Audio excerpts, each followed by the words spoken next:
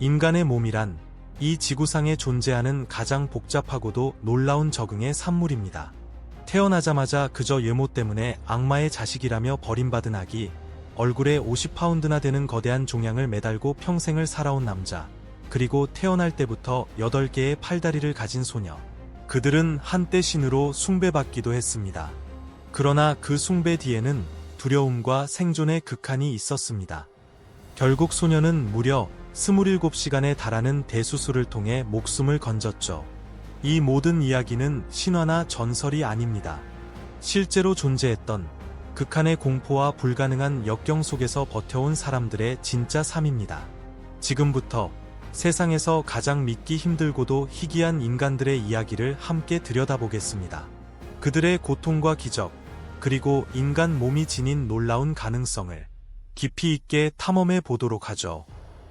작은 외계인 같은 아기. 한 아기 남자아이가 태어났습니다. 그의 머리 모양은 너무나 독특하고 주변 사람들이 한 번도 본 적 없는 모습이었습니다. 대부분의 사람들은 그에게 연민이나 호기심을 보이지 않았습니다.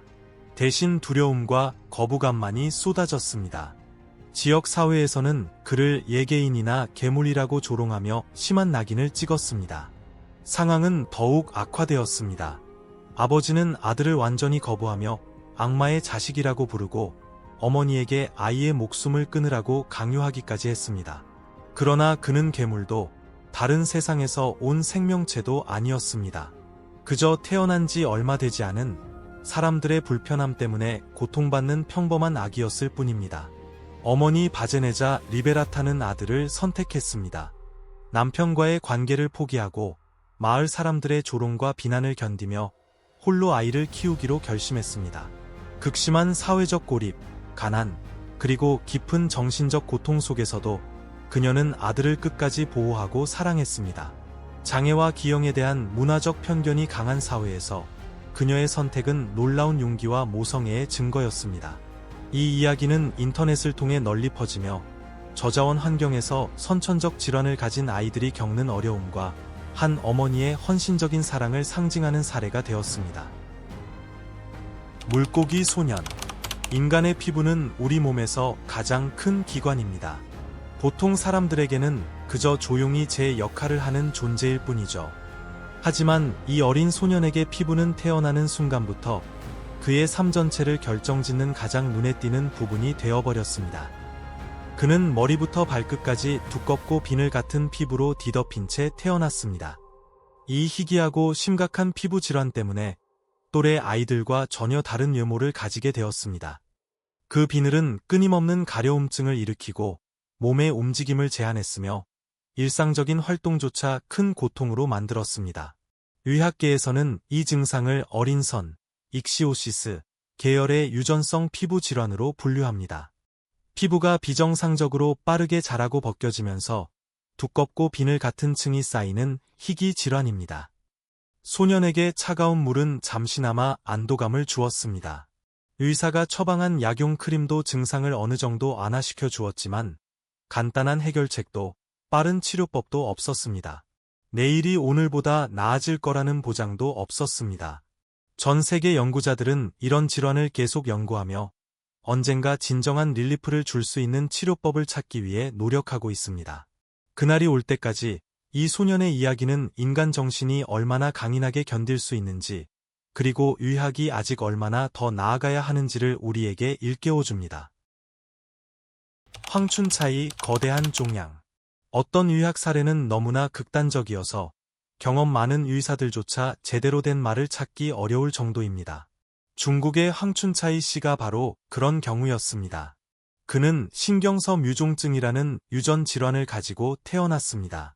이 질환은 신경 조직을 따라 종양이 자라는 병으로 대부분의 환자에서는 비교적 관리 가능한 크기로 나타납니다. 하지만 황춘차이 씨의 경우 종양은 평생 동안 계속 성장하여 결국 50파운드, 약 22.7kg가 넘는 무게에 이르렀습니다. 그 거대한 종양은 그의 얼굴에 무거운 커튼처럼 매달려 있었고 말하고, 보고, 먹는 모든 일상을 극도로 어렵게 만들었습니다. 50파운드는 대형개 사료 한 포대나 작은 아이 한 명의 무게와 비슷합니다. 그는 매일 그 무게를 얼굴에 짊어지고 살아야 했습니다. 그의 사진이 온라인과 국제 뉴스에 퍼지자 전 세계 사람들이 충격에 휩싸였습니다. 도저히 믿을 수 없는 모습이었기 때문입니다. 그러나 그는 그런 몸으로도 사람들과 소통하고 세상을 살아가며 우리 대부분이 상상조차 하기 힘든 삶을 이어갔습니다. 결국 그는 수술을 통해 종양의 크기를 줄였습니다. 완치는 아니었지만 오랜만에 느끼는 해방감과 안도감을 얻을 수 있었습니다. 황춘차이의 이야기는 단순한 의학적 호기심이 아닙니다. 그것은 인간의 몸이 감당하기 힘든 짐을 짊어질 수 있다는 것, 그리고 그 몸 안에 있는 사람이 끝까지 온전한 인간으로 남을 수 있다는 강력한 증거입니다. 거북이 소년 디디에 몬탈보. 콜롬비아에서 태어난 디디에 몬탈보는 세상에 나온 순간부터 그의 삶을 완전히 바꿔버린 거대한 모반을 가지고 있었습니다. 그의 등 대부분을 뒤덮은 두껍고 어두운 불룩한 모반은 마을 사람들에게 거북이 등껍질처럼 보였고 결국 거북이 소년이라는 별명이 붙었습니다. 의학적으로 이 상태는 선천성 거대 모반 세포 모반으로 진단되었습니다. 피부에 비정상적으로 큰 색소세포 덩어리가 생기는 희귀 질환으로 태어날 때부터 존재합니다. 디디에의 경우 모반이 거대하게 자라등 대부분을 차지하며 신체적 불편함과 함께 심각한 사회적 고립을 가져왔습니다. 마을 사람들은 단순히 호기심을 보인 것이 아니라 그를 저주받았다고 믿었습니다. 그 검은 모반은 초자연적이고 어두운 징조로 여겨졌습니다. 이 믿음은 그의 주변의 물리적인 장벽을 넘어 깊은 고립의 벽을 쌓았습니다. 그의 삶을 바꾼 전환점은 전문의과 팀이 수술을 진행한 순간이었습니다. 모반을 제거하는 수술을 통해 그는 처음으로 자유롭게 움직일 수 있게 되었습니다. 등껍질이 사라졌고 마을 사람들이 믿었던 저주도 풀린 셈이었습니다. 디디에의 이야기는 의료 개입이 단순히 몸을 치료하는 데 그치지 않고 한 사람의 삶 전체를 되살릴 수 있다는 강력한 증거입니다.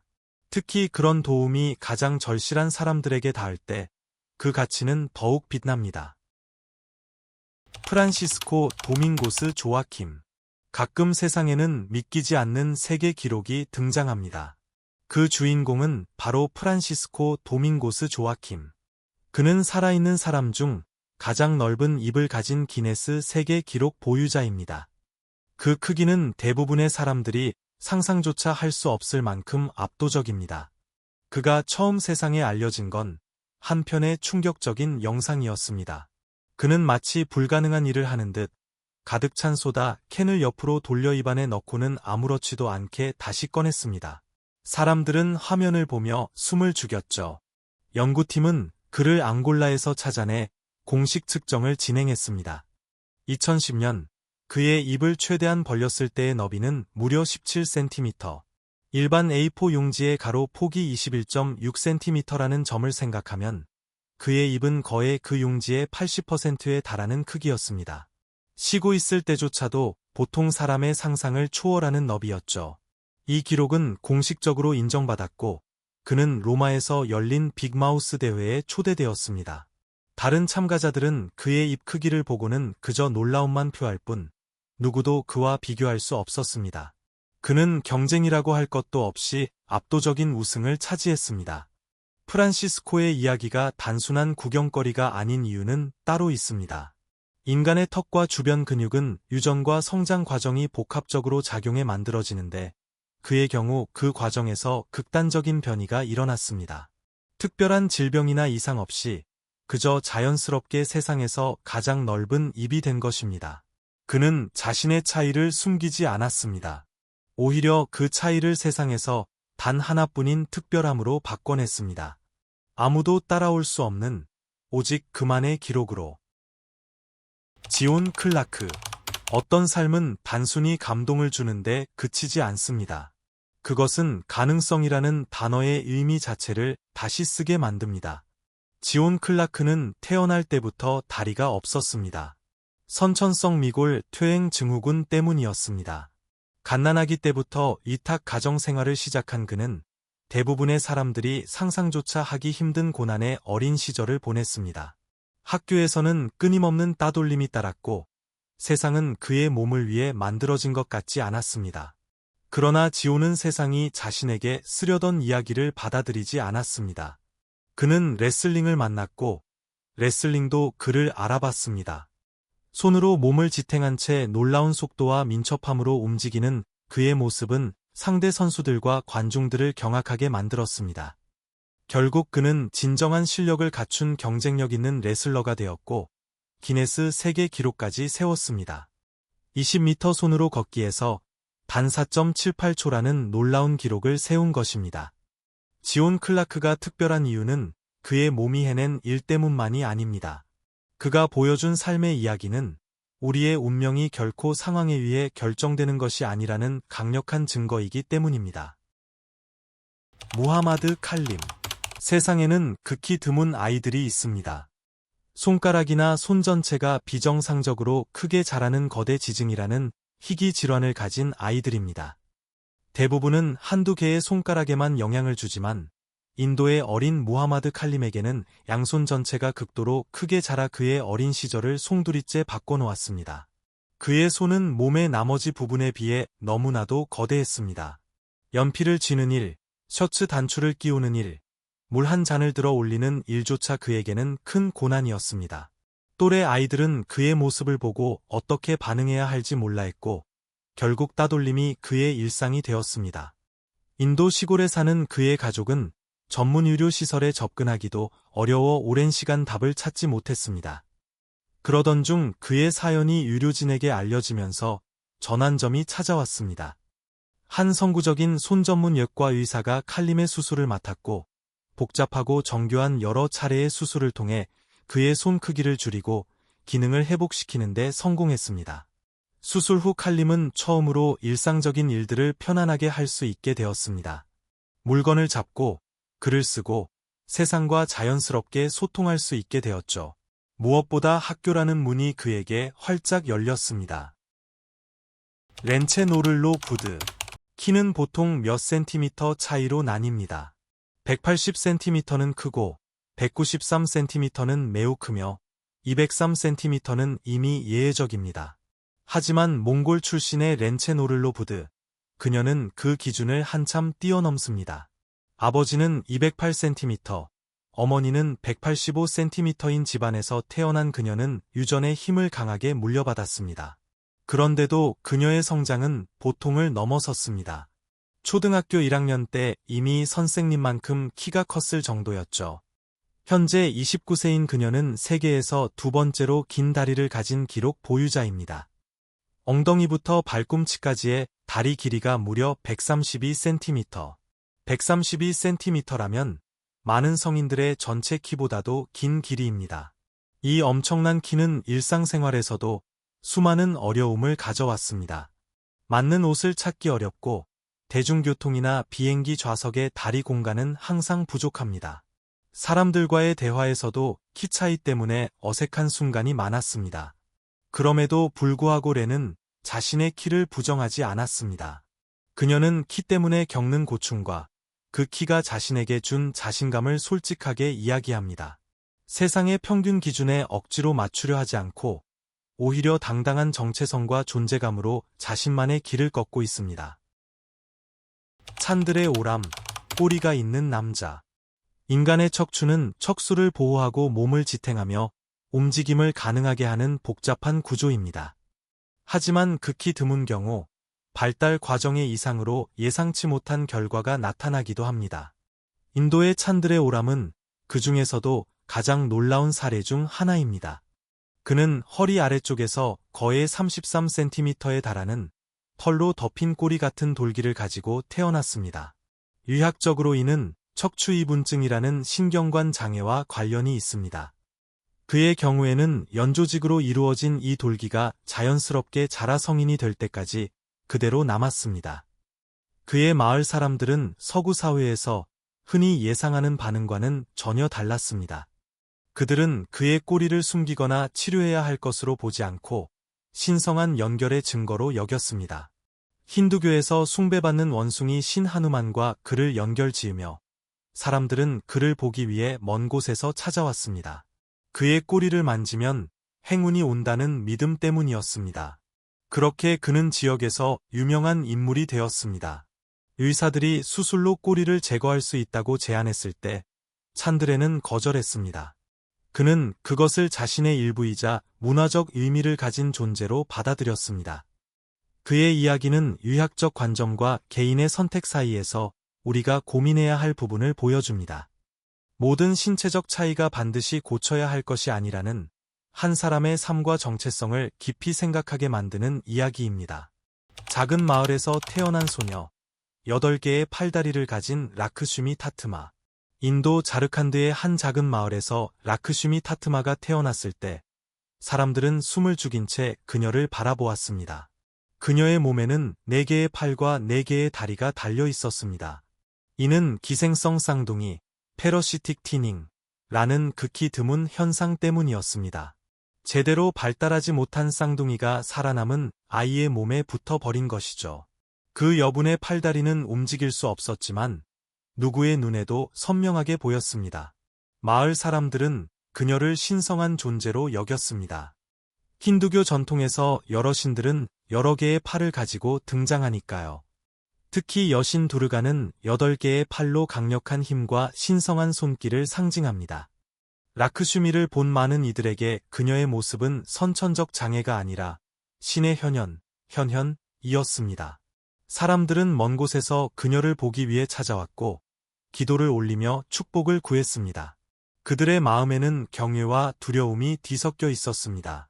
그러나 의학적으로는 상황이 매우 심각했습니다. 여분의 팔다리는 그녀의 척추와 장기, 혈액순환에 큰 부담을 주고 있었습니다. 생존을 위해 수술은 반드시 필요했습니다. 방갈로르의 한 병원에서 30명이 넘는 외과 의사들이 모여 27시간 동안 이어진 대수술을 진행했습니다. 여분의 팔다리를 제거하고 골반을 재건하면서도 정상적인 기능을 최대한 살리려는 노력의 연속이었습니다. 수술은 기적처럼 성공했습니다. 라크슈미는 2팔과 2다리를 가진 평범한 아이로 회복되었고, 이전에는 꿈도 꾸지 못했던 자유로운 움직임과 새로운 기회를 얻었습니다. 그녀의 이야기는 오랜 문화적 신앙과 현대의학이 만나는 지점에서 인간의 삶이 얼마나 복잡하고도 소중한지를 깊이 있게 보여줍니다. 세계에서 가장 넓은 엉덩이를 가진 미켈 루피넬리. 현대 사회에서 몸에 대한 이미지는 끊임없이 변화하는 기준과 강한 압력 속에서 가장 어려운 주제 중 하나입니다. 그 한가운데 미켈 루피넬리는 당당하고도 특별한 존재로 서 있습니다. 그녀는 세계에서 가장 넓은 천연 엉덩이로 알려져 있습니다. 둘레가 8피트, 약 2.4m를 넘을 정도로요. 몸의 대부분 무게가 하반신에 집중되어 있어 일반적인 옷이나 공간 기준으로는 도저히 맞출 수 없는 실루엣을 가지고 있습니다.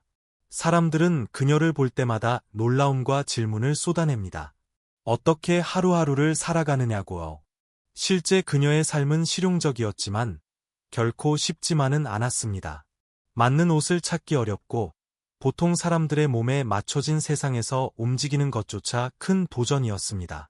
그럼에도 미켈은 그 모든 어려움을 침착하고 솔직하게 받아들였습니다.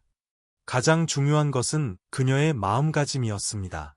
자신의 몸을 바꾸고 싶다는 생각 대신 있는 그대로를 사랑하고 자랑스럽게 여기겠다는 결의였습니다.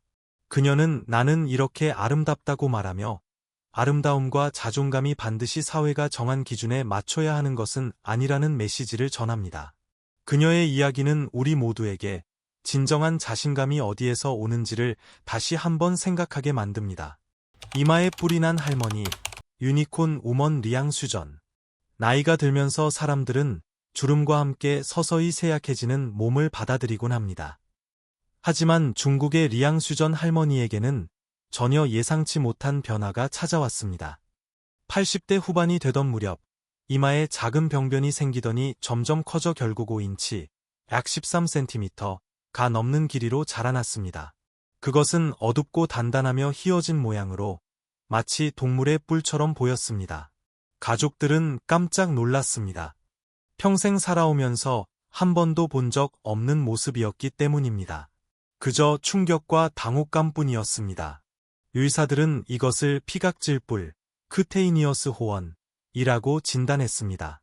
손톱과 같은 케라틴 단백질이 과도하게 쌓여 단단한 덩어리를 이루는 드문 현상이었습니다.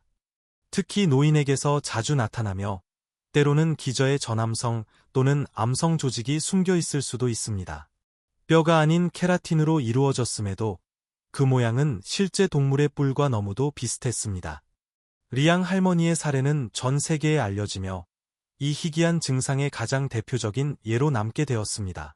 나이 들미 가져온 뜻밖의 변화 속에서 인간 몸의 신비와 취약함을 동시에 느끼게 하는 이야기입니다.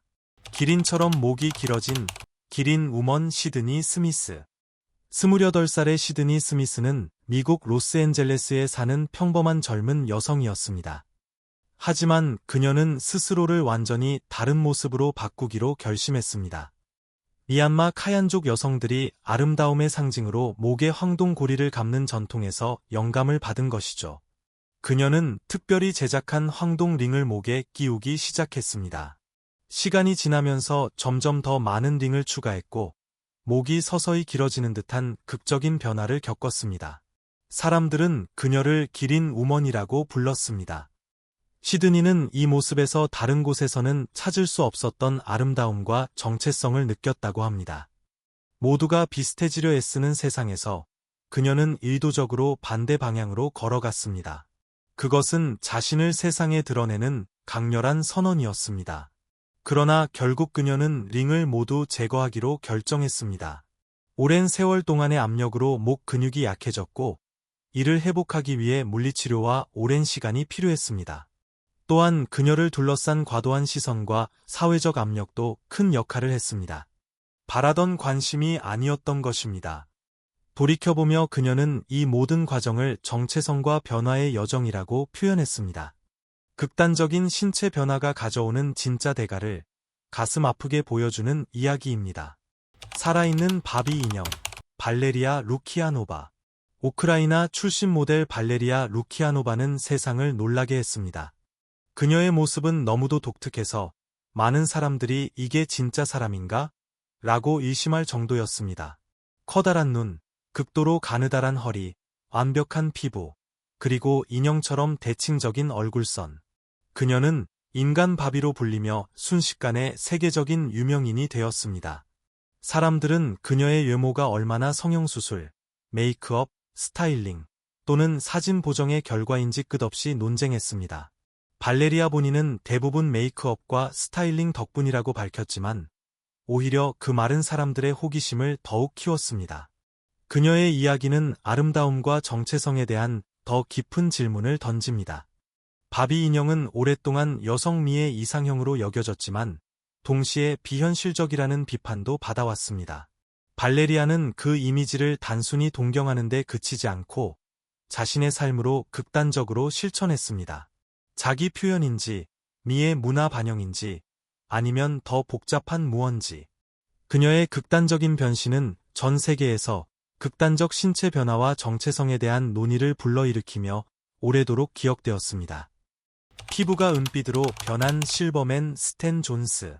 이 목록의 마지막 이야기는 극단적인 신체 변화가 유전도, 희귀 질환도, 이도적인 미적 선택도 아닌 경우를 보여줍니다. 미국 몬태나 출신의 스탠 존스는 실버맨으로 알려졌습니다. 그는 건강을 지키고 싶다는 간절한 마음으로 기존 의학에 실망한 채 대한요법으로 콜로이드 실버, 은 용액을 선택했습니다. 은 입자가 들어있는 이 액체를 직접 만들어 매일 다량으로 섭취했습니다. 시간이 지나면서 예상치 못한 변화가 일어났습니다.